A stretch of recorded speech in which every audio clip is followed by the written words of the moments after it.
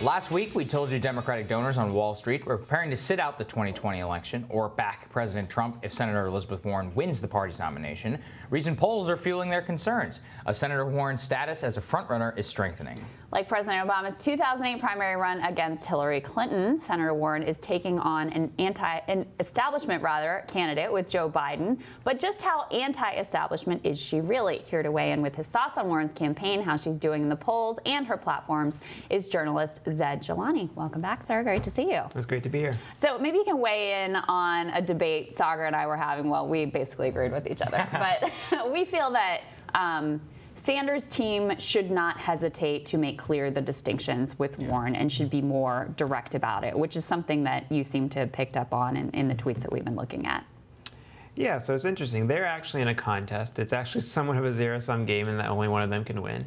And at this point, I think both campaigns are kind of looking at each other as opponents, which is what they are. I think earlier they had sort of a semi-truce. Yeah. Sanders actually wanted Warren to run for president in 2016. When she didn't is when he decided to run. But now I think there are a number of distinctions between them. And the reality is I think probably only one of them would probably defeat Joe Biden in Iowa and New Hampshire. And that person will probably go past Super Tuesday. I feel the other one probably wouldn't extend their run past that. Yeah. And the thing is, Zed, what you've really been highlighting is what anti-establishment actually means. Warren is running an anti-establishment campaign, but she has had taken money. She has been cozying up to the DNC and even having phone calls with Hillary Clinton. You've looked a little bit at her past, particularly on the issue of health care. That really is a defining issue on Medicare for all. And you've pointed out some of the inconsistencies in her statements. What have you even looking at? Well, first I should lay out a conflict of interest, which is that I actually helped her get elected in 2012. I was working for a PAC that was supporting her, raised a lot of money for her. I recruited a lot of volunteers for her.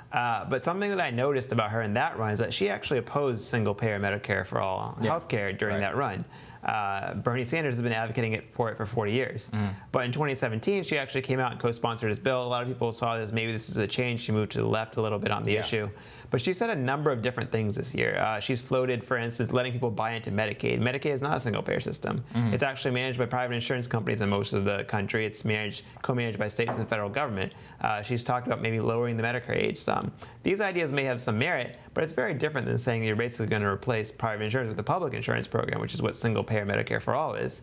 So I think that she has offered some rhetorical support for Sanders' position, but she's also given herself a lot of policy room on this in her negotiating, which I don't think Sanders has, which means they actually have distinct positions, and I think voters should think about that as they're making their choices. Yeah, well, and it comes out in, when she talks about Medicare for all as a framework, and there's a weirdness to the fact that, okay, if you view it as a framework with details to be filled in, fine, you're known as the candidate with the plans, like where are your details and where is your plan on that, if that's the direction you're going to go in? Look, she's been asked directly whether she would eliminate private health insurance. She has not said yes. Sanders has basically said yes. She's been asked whether she'd be willing to raise taxes on the middle class. She's not said yes. Sanders has said yes. Those two things are core components and not some vague framework. They're core components of the Sanders plan.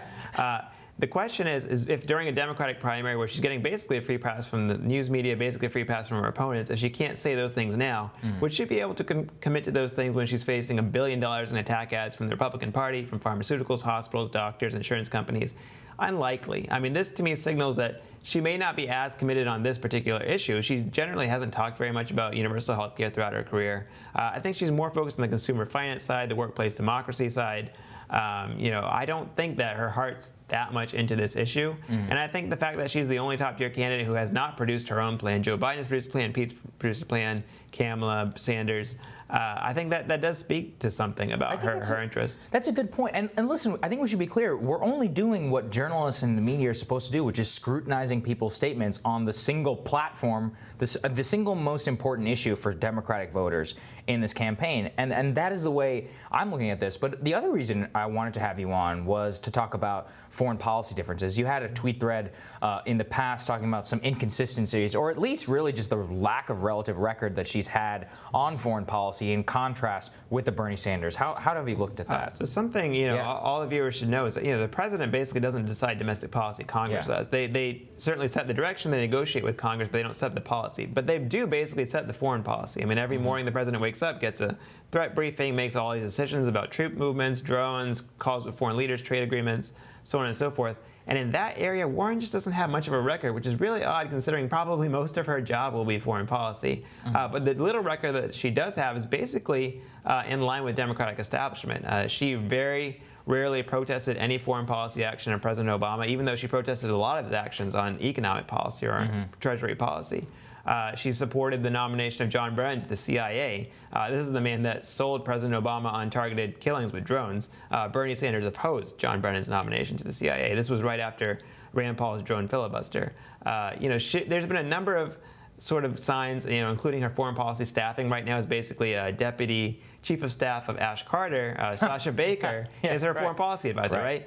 She portrays herself as against the establishment, but her foreign policy line is completely establishment at this point anyway.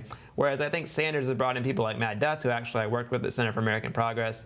He's definitely been more on the dissident side of foreign policy decisions.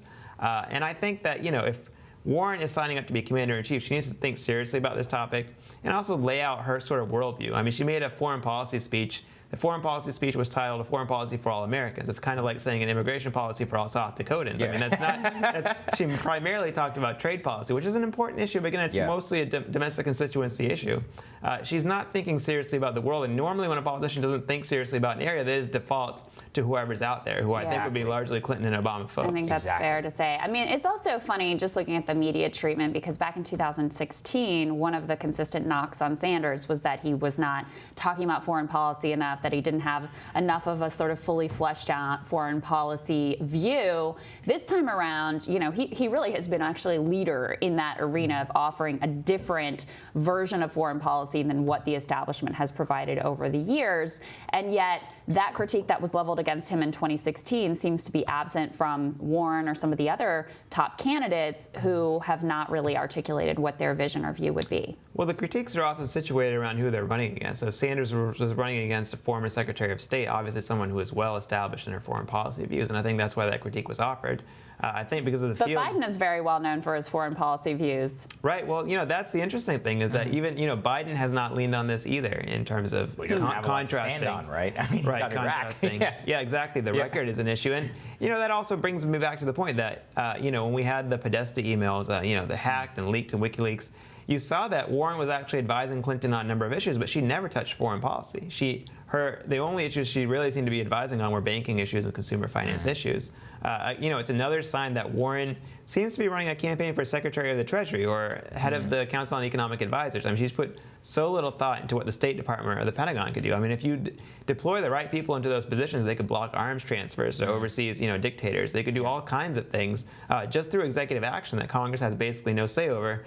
But right now, it seems like she just doesn't have her mind in that area. And Sanders, on the other hand, he led a coalition in Congress that passed the first War Powers Act resolution against the war in Yemen. I mean, that was his work, a bipartisan manner. And then that is the kind of behavior that you would see in a commander-in-chief. Obviously, I'm not telling people how to vote either way, but I am describing the aspect in terms of how these people are going to address probably the most powerful role that the president has, which is controlling the U.S. military and controlling foreign relations. A lot of what's being debated right now, honestly, is just going to get nuked by Congress. I think Warren's wealth tax is not going to get through Congress. That's a very good point. It's a fine rhetorical debate to have, but Warren can do so much with foreign affairs, so much with executive action that just isn't being discussed at all. And if she has a plan for everything else, except for healthcare and foreign policy in two of the most important areas, maybe that's an area where she needs to start developing plans. Maybe journalists should start asking those questions. Wouldn't that be interesting? Ask questions. Thank you, Zaid.